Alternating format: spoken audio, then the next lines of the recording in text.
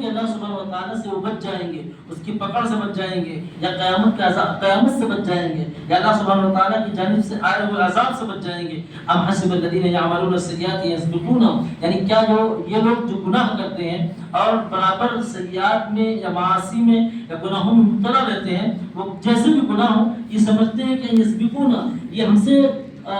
پہل کر جائیں گے، یعنی یہ ہم سے بچ جائیں گے۔ ساء ما یحکمون، اللہ سبحانہ و تعالیٰ فرماتا ہے کہ یہ کتنا برا فیصلہ فرما رہے ہیں، یعنی کتنا برا فیصلہ کر رہے ہیں۔ من کان یرجو لقاء اللہ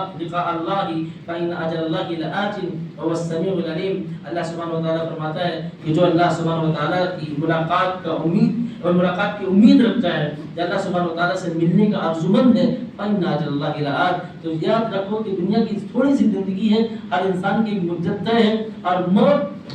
اس کا آغاز ہے، یعنی اللہ سبحانہ و تعالیٰ کے دربار میں پہنچنے کا، یا اس کے دیدار کا، یا اس کی اخروی نعمتوں کا حقدار انسان کو بنانے والی یہی چیز ہے، یعنی یہاں سے ہدف حاصل ہے۔ ایک موت یعنی زندگی ہے، پھر زندگی کے بعد موت ہے، اور موت جب آئے گی تو یہاں سے وہ دوسرا عالم چالو ہوگا جو ہمیشہ کا ہے، جس میں کوئی برمزگی نہیں ہوگی، رنج نہیں ہوگا، خوف نہیں ہوگا۔ اللہ سبحانہ و تعالیٰ کے دربار میں جب وہ پہنچے گا تو اللہ سبحانہ و تعالیٰ کو دیکھنے کی لذت اسے نصیب ہوگی، جنت کی نعمتوں سے لطف اٹھانے کی سہولتیں اور گھڑیاں اس کو میسر آئیں گی، اور وہ سمیع العلیم۔ اور اللہ سبحانہ و تعالیٰ نے سورہ عنکبوت کا نام اس لیے رکھا ہے کہ یہ شرک کرنے والوں کی تردید فرمائی ہے کہ شرک کرنے والے جو لوگ ہیں، یا اللہ سبحانہ و تعالیٰ کو چھوڑ کر ایک خالق و مالک کو اور زبردست قہار اور جبار کو چھوڑ کر دوسرے لوگوں کو اپنا سفارشی بناتے ہیں، یا دوسرے لوگوں کو اپنا مددگار بناتے ہیں، تو اللہ سبحانہ و تعالیٰ فرماتا ہے کمثل العنکبوت، ان کی مثال ایسی ہے جیسے مکڑی کا جالا۔ تو مکڑی کا جالا جس قدر بودا ہوتا ہے، کمزور ہوتا ہے، ڈھیلا ہوتا ہے، ایسے ہی ان لوگوں کی حالت ہے کہ اللہ سبحانہ و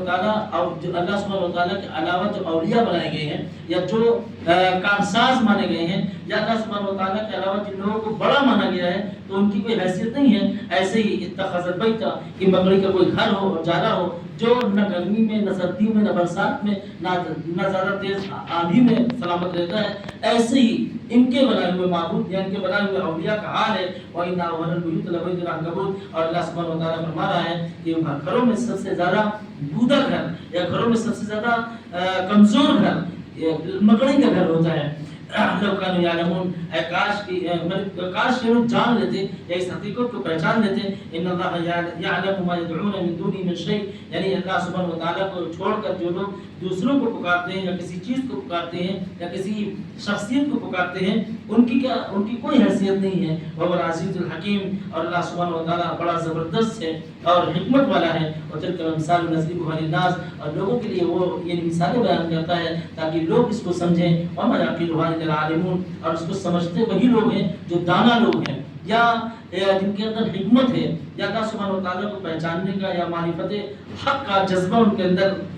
ان کے سینوں میں ہوتا ہے، یعنی اس کو صرف عالم لوگ یعنی جانکار لوگ پہچانتے ہیں۔ ان مثالوں سے وہی فائدہ اٹھاتے ہیں جو ان میں غور و فکر کرتے ہیں۔ عقلہ کا مطلب ہوتا ہے